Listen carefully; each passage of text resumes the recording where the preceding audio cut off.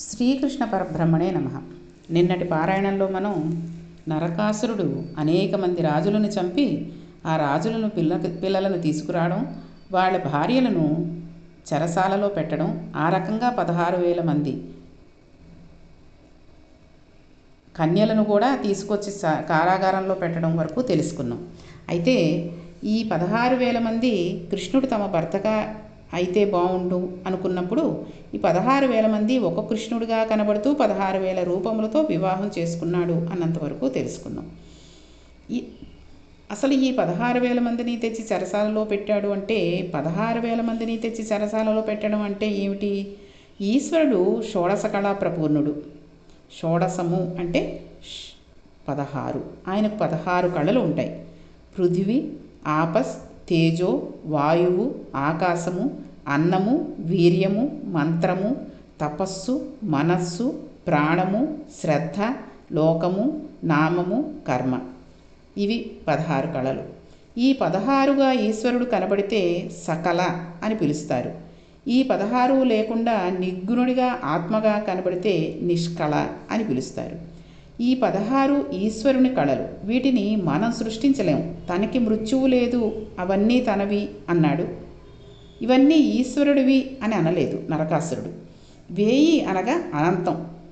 చూడండి, సహస్రనామాలు 1000 నామాలు అంటారు. 1000 అంటే చాలా అని, అంతేగాని 1000 నామాలతో పూజ చేసుకున్న 108 నామాలతో పూజ చేస్తూ ఉంటాం మామూలుగా అష్టోత్తరం. అవి సహస్రం అనగానే 1000 నామాలతో ఆపేస్తాం. అసలు సాధారణంగా అష్టోత్తరం 108 నామాలే ఎందుకు చేస్తామండి? 110 నామాలో, 107 నామాలో, 100 నామాలో ఎందుకు చేయట్లేదు? 108 నామాలు అంటే మనకి ఎన్ని రకాలుగా ఉన్నాయండి? 27 నక్షత్రాలు. 27 నక్షత్రాలు, ఒక్కొక్క నక్షత్రానికి 4 రకాలైనటువంటి పాదాలు ఉంటాయి. ఒక్కొక్క నక్షత్రానికి 4 పాదాలు. ఏ పాదంలో పుట్టారండి? రేవతి నక్షత్రం ఎన్నో పాదం అని అడుగుతూ ఉంటాం కదండి. అలాగా 27 నక్షత్రాలకి 4 పాదాలు అంటే ఎంత అయిందండి? 27 × 4 108. కాబట్టి ఒక్కో నక్షత్రంలో పుట్టిన, ఒక్కొక్క పాదంలో పుట్టిన నలుగురికి కూడా ఒక్కొక్క నామాన్ని అంకితం చేస్తూ మనం 108 నామాలు చదువుతూ ఉంటాం. అష్టోత్తరం అంటే అర్థం అది.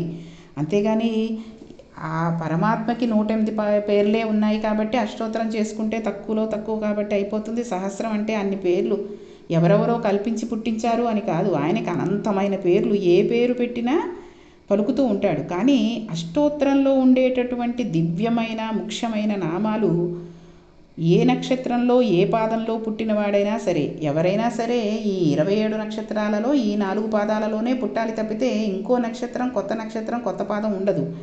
కాబట్టి ఈ అష్టోత్తరంలో ఉన్న 108 నామాలు మనం 108 నామాల చొప్పున 108 పాదాలలో పుట్టిన వాళ్ళందరికీ కూడా మనం పంచుతున్నాము అష్టోత్తరం చదివినప్పుడు వల్ల. కాబట్టి ఈ అష్టోత్తరానికి ఉన్న ప్రాముఖ్యత ఇది. అలాగే 1000 అంటే అనంతం. 16,000 అయ్యాయి. ఎన్ని మార్లు నావి నావి అన్నాడో అన్ని మాటలు వాడివి కావు, ఈశ్వరుడివి. అంతే కదండి. ఇది నాది అనుకుని ప్రతిదీ మనం, ఈ ప్రపంచంలో ఉన్న ఏ వస్తువు కూడా మనది కాదు, మన సొంతము అనేది ఏదీ ఉండదు. ఒక భర్తగా ఒక మనిషిని మనం పొందాము అంటే ఇతను నా భర్త అని చెప్పుకున్నా దానిని ఈశ్వరుడే ఇచ్చాడు కదండి. ఒక భార్యని కూడా పరమాత్మే ఇచ్చాడు. నీకు ఈ భార్య, ఈ అమ్మాయి భార్యగా వస్తుంది, ఇతను భర్తగా వస్తాడు, ఇటువంటి పిల్లలు నీ కడుపున పుడతారు. ఇవన్నీ కూడా సృష్టించేసిన వాడు భగవంతుడు. కానీ ఈ లోకంలో ఉండి అజ్ఞానాన్ని పొందిన మనం, అంటే నరకాసురుడు చూసారా ఏం చేశాడండి?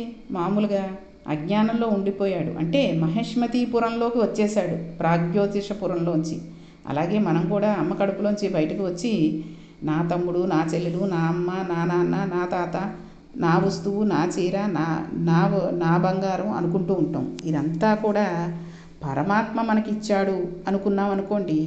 ఈ తమ్ముని నాకు ఇచ్చాడు ఈ జన్మలో, వాడితోటి సఖ్యతగా ఉందాం. ఈ జన్మ అయిన తర్వాత మళ్ళీ జన్మలో వాడెవడో నేనెవడో. ఈ తల్లిదండ్రులు నాకు ఇచ్చారు, వచ్చే జన్మలో వాళ్ళెక్కడో నేనెక్కడో. కాబట్టి తల్లిదండ్రులకు ఇవ్వాల్సిన గౌరవాన్ని ఇద్దాం, సోదరులతో ఉండాల్సిన సోదర ప్రేమలను పంచుదాం, అక్క చెల్లెళ్ళతో చక్కగా ఉందాం, బంధువులతో ప్రేమగా ఉందాం అని తెలుసుకున్న నాడు అతడు ఇప్పటికీ కూడా ప్రాగ్జ్యోతిషపురంలో ఉన్నట్టే.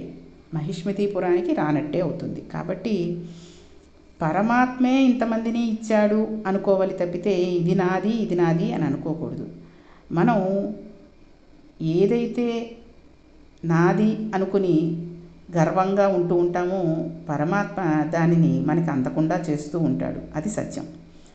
ఈ 16 కళలు 16,000 మంది కన్యలయ్యారు కదండి, వీరు ఈశ్వరునికి చెందినవారు. అందుకనే పరమాత్మ ఈ 16,000 మందిని భార్యలుగా స్వీకరించాడు. అంటే అనంతంగా కనబడే ఈ విభూతులన్నీ ఈశ్వరునికి చెందినవే అని చెప్పడం అన్నమాట. నరకాసురుడు చతుర్దశి కన్యను వివాహం చేసుకున్నాడు. బ్రహ్మగారి వరం ప్రకారం నరకాసురుడు తన తల్లి చేతిలోనే చచ్చిపోవాలి. నరకాసుని తల్లి భూదేవి. ఆ భూదేవియే నరకాసురుని చంపివేయాలి. ఇప్పుడు ఆ భూదేవి అంశగానే సత్యభామ వచ్చింది. సత్యభామకు ఆ పేరు పెట్టడం వెనక ఒక రహస్యం ఉంది. సత్య అంటే మారనిది అని అర్థం. ఈ ప్రపంచంలో మారదని ఏది? పరమేశ్వరుడు ఒక్కడు మాత్రమే మారడు. బ్రహ్మము ఒక్కటే మారదు, మిగిలినవన్నీ మారిపోతూ ఉంటాయి. ఈ వేళ ఉన్నది రేపటికి ముసలిది అయిపోతూ ఉంటుంది. ఈ వేళ ఉన్న నల్ల వెంట్రుక రేపటికి తెల్లదైపోతూ ఉంటుంది. ఈ వేళ పొట్టిగా ఉన్న వెంట్రుక రేపటికి పొడుగవుతూ ఉంటుంది. ఈ ప్రపంచంలో ఉన్నవన్నీ మారుతూ ఉంటాయి. అంతే కదండి. ఒక మొక్క వేసి చిన్న మొక్కలా ఉంది, ఇప్పుడే తొలకరిగా మొలక లేచింది అంటాం. కొన్నాళ్ళు అయ్యేసరికి అది పెద్ద వృక్షం అయిపోతూ ఉంటుంది. చంటి పిల్లవాడిగా 3 కేజీల బరువుతో పుట్టిన ఒక మనిషి ఒక 3 ఏళ్ళు అయ్యేసరికి నిలువుగా ఎంతలా పెరిగిపోతూ ఉంటాడండి. అదే మారేది. కానీ మారనిది అనేది ఏంటండి? పరమేశ్వరుడు, బ్రహ్మము. ఈశ్వరుడు ఒక్కడే మారడు. ఈశ్వరుని ఆధారం చేసుకుని ఈ జగత్తు మారుతూ ఉంటుంది. మారని వాడు సత్యం అయితే ఆ సత్యము భా అంటే కాంతి, మా అంటే సంపద. సత్యము కాంతి వలన వచ్చే సంపద. ఇది మనకు భూమిలో కనబడుతుంది. ఎలా? మనం ఒక వడ్ల గింజ పట్టుకు వెళ్ళి భూమిలో పెట్టి కొద్దిగా నీళ్లు పోసినట్లయితే ఆ నీరు ఈ భూమి సూర్యకిరణం తగిలి సత్యమైన పరమాత్మ కాంతి చేత అనుగ్రహం చేత ఈ వడ్ల గింజలో నుండి రేపటికి ఒక మొక్క పైకి వస్తుంది. వడ్ల గింజను ఒక రాయి మీద పెట్టి మనకు వచ్చిన సంగీతం అంతా పాడినా ఆ గింజ మొలకెత్తదు. అంతే కదండి. మట్టిలో పెట్టి నీరు పోసి సూర్యుడు పడితే మొలకెత్తుతుంది. ఈ 3 కలిపితే మొలకెత్తగలిగిన తత్వం ఎవరు తెచ్చారు? అదే భా అంటే ఈశ్వరుడు. ఇప్పుడు ఇది మా అంటే సంపద అయింది. అంతే కదండి. వడ్ల గింజ పెరిగి పెద్దదై వరి పంట వేసిన వాడికి వరి వచ్చిందనుకోండి, అది సంపద మా. మన ఇంటికి బస్తాడు ధాన్యం వచ్చింది, సత్యభామ భూదేవి, ఐశ్వర్యం వచ్చేసింది. కాబట్టి సత్యభామే భూదేవే సత్యభామగా వచ్చిందనమాట. ఇప్పుడు గరుత్మంతుని మీద కృష్ణుని పక్కన సత్యభామగా కనబడుతున్నది ఎవరు? ఈశ్వరుని సొత్తైన భూసంపద. ఇప్పుడు నరకాసురుడు ఎవరి చేతిలో చచ్చిపోతాడు? భూదేవి చేతిలోనే చచ్చిపోతాడు. ఇప్పుడు సత్యభామ అంటే ఎవరు? సాక్షాత్తు ఈశ్వరుని పత్ని అయిన భూమి సంపద. సంపద రాశీభూతమై ఆయన పక్కన నిలబడింది. లక్ష్మీ అంశ ఆయన రుక్మిణీదేవి ఒక ఆవిడైతే, భూ అంశ అయిన సత్యభామ ఇంకొక ఆవిడ. అందుకే లక్ష్మీ అంశ అయితే రుక్మిణి, భూ అంశ అయితే సత్యభామ. అందుకని ఇంకొక పేరు ఉండదు ఆవిడికి, సత్యభామగానే ఉంటుంది. అందుకని సత్యభామగా వచ్చి బాణప్రయోగం చేసింది. నరకాసురుడు అమావాస్య నాడు చచ్చిపోయాడు. అమావాస్య నాడే చంపడం ఎందుకు? నరకాసురుడు చచ్చిపోతే భగదత్తుడికి పట్టాభిషేకం జరుగుతుంది. భగదత్తుడంటే ఈశ్వరుడు. భగదత్తుడు నరకాసురుని కొడుకు. అమా అంటే సంస్కృతంలో కూడా అని అర్థం. వాస అనగా ఉండుట అని అర్థం. అమావాస అంటే కూడా ఉండుట అని అర్థం. మనస్సుకి చంద్రునికి సంబంధం ఉంటుంది. అమావాస్య నాడు చంద్రుడు ఉండడు. అంటే మనస్సు ఏమైపోతుంది? ఇప్పటి వరకు నేను నాది అని సంసారభావం నందు ఉన్నటువంటి మనస్సు ఈ చంద్రుని తేజస్సు సూర్యుడిగా ఉన్న నారాయణుని యందు కలిసిపోయింది. ఇప్పుడు మనస్సు ఆయనతో కూడిపోయింది. అమావాస్య అంటే కూడి ఉండుట, ఆయనతో కలిసి ఉన్నది. అంటే సత్యభామ అనుగ్రహం చేత, భూదేవి అనుగ్రహం చేత, బ్రహ్మ సంపద అనుగ్రహం చేత, బ్రహ్మజ్ఞాన సంపద అనుగ్రహం చేత పైన ఉన్న అజ్ఞానం అంతా కూడా నశించింది. ఇదంతా పోతే ఏం మిగిలిపోయింది? ఆత్మావై పుత్రనామాసి, కొడుకు భగదత్తుడు.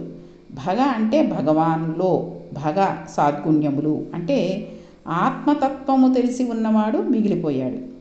మీకు అందరికీ అర్థమవుతోంది అనుకుంటున్నానండి. ఇది కొంచెం సాంస్కృతిక భాషలో ఉన్నప్పటికీ నిదానంగా విని అర్థం చేసుకుంటూ ఉంటే జాగ్రత్తగా మనకు అర్థమవుతుంది. మనం పుట్టిన తర్వాత మనం దేనిని పొందాలో చూపిస్తూ ఉంటుంది. మనం పుట్టి ప్రాగ్యోతిషపురంలో ఉండవలసిన వాళ్ళం మహిష్మతిలో పడిపోయి చతుర్దశిని పెళ్లి చేసుకుని ఊళ్ళోవన్నీ తీసుకువచ్చి ఇంట్లో పెట్టి అన్నీ నావి నావి అని బతుకుతూ త్రష్ట ప్రజాపతి కూతురిని తెచ్చుకుని మాయలో పడి కొట్టుకుంటూ ఉంటే అమావాస్య నాడు భూదేవి సత్యభామగా వచ్చింది. మనల్నైనా చిట్ట చివరకు భూదేవియే కలుపుకోవాలి కదండి. ఈ రహస్యం తెలిస్తే సత్యభామాదేవి వృత్తంను ఎవరు వింటున్నారో వాళ్ళకి బ్రహ్మజ్ఞానం ఒక జన్మలోనైనా కలుగుతుంది. వాళ్ళకి ఆ అదృష్టం పడుతుంది. బ్రహ్మజ్ఞానం కలిగే నరకుడు మరణిస్తూ ఉంటాడు. బ్రహ్మజ్ఞానం కలిగితేనే కదండి నరకాసురుడు మరణించేది. అమావాస్య నాడు సూర్యనారాయణుడితో మనస్సు చేరిపోయి ఉంటుంది. మనస్సు పోయింది, జ్ఞానం ఉండిపోయింది. ఆ జ్ఞానం చేత తాను పరబ్రహ్మం అయ్యాడు. ఈ శరీరం అన్న భ్రాంతి పోతుంది. భగవద్దత్తుడు ఉండిపోయాడు. భగదత్తునికి పట్టాభిషేకం జరిగింది. ఖైదులో ఉన్న 16,000 మంది కన్యలు కృష్ణుని భార్యలైపోయారు. అంటే ఇదంతా ఈశ్వర విభూతి అని తాను అంగీకరించి నమస్కరించి నిలబడిపోయాడు. ఆత్మతత్వం తెలియడం కన్నా గొప్ప పండగ ఏముంటుందండి. అందుకని దేవతలు దివ్యలు వెలిగించారు. దీపములను పెట్టండి అన్నారు. భగదత్తుడు మరల ప్రాగ్యోతిషపురానికి పట్టాభిషిక్తుడయ్యాడు. కాబట్టి ఇది దివ్యమైన లీల. సత్యభామ చేతిలోనే నరకాసురుడు మరణించాలి. శరీరం ఎప్పటికైనా భూమిలోనికే వెళ్ళాలి. ఎవరి శరీరమైనా సరే, ఎంత గొప్ప శరీరమైనా సరే తప్పనిసరిగా చివరన భూమిలోకే వెళ్ళిపోవాలి. అంతే కదండి. వాడు ఎంత గొప్ప ఐశ్వర్యవంతుడు కావండి, దేశానికి ప్రధానమంత్రి కానివ్వండి, ఎవరైనా సరే చనిపోయిన తర్వాత భూమిలోకే వెళ్ళిపోవాలి. కాబట్టి తల్లి చేతిలో మరణం అంటే శాస్త్ర రహస్యాన్ని తెలుసుకోవడం, శరీర స్థితిని తెలుసుకోవడం, ఆత్మతత్వాన్ని తెలుసుకోవడం. దీనిలోంచి వెలుగులు వచ్చాయి. అది దీపావళి. అందుకని దీపములను వెలిగించారు అని నరకాసుర వధ వెనక మన జన్మ వృత్తాంతాన్ని, మన ప్రస్థానాన్ని పెట్టి ప్రాగ్యోతిషపురం అని చెప్పి దీపావళి పండగ అని పేరు పెట్టారు. ఇది ఎప్పటికైనా చేయవలసిందే. దీపములు వెలిగించండి అని మన పెద్దలు నిర్ణయం చేశారు. కాబట్టి దీపావళి పండగ నాడు మనం దీపాలని చక్కగా ఎంత కుదిరితే అంత, ఈ కరెంటు దీపాలు అవి కాకుండా చక్కగా ప్రమిదలు పెట్టుకుని వాటిలో ఒత్తులు వేసి నూనె వేసుకుని చక్కగా పెట్టుకుందాం. మన ఋషులు ఏం చెప్పినా వాళ్ళకి ఏదో వెర్రెక్కో ఏదో చెప్పారు అని అనుకోకూడదు. ఇది ఇంత అంతరమైన కథ. దీనికి ఇంత డీప్గా వెడితే అంటారు చూసారా, అలాగ చూస్తే ఎంతో అర్థం చేసుకోవలసిన కథ. మనకు అర్థం కాదేమోనని ఎలాగైనా అందంగా చెప్పాలని అనుకున్నారు ఋషి. ఈ కథను తెలిసి వినినా తెలియక వినినా వినినంత మాత్రం చేత మనకందరికీ ఫలితం రావాలని భావించారు. అందుకని కృష్ణుణ్ణి పక్కన కూర్చోబెట్టి సత్యభామ యుద్ధం చేస్తున్నట్టు చెప్పారు. ఇప్పుడు సత్యభామ యుద్ధమును వినినట్లయితే ఎవరి యుద్ధమును వింటున్నట్టు? సత్యభామ, ఈశ్వరుడికి కాంతి సంపద యుద్ధాన్ని వింటున్నారు. అంతే కదండి. భామ అంటే ఈశ్వరుడి కాంతి అనుకున్నాం కదా. ఈ యుద్ధాన్ని అజ్ఞానం మీద ఉంటుంది కాబట్టి ఇది విన్ననాడు జ్యోతినే పొందుతాడు, అజ్ఞానాన్ని పోగొట్టుకుంటాడు, జ్ఞానాన్ని సంపాదిస్తాడు.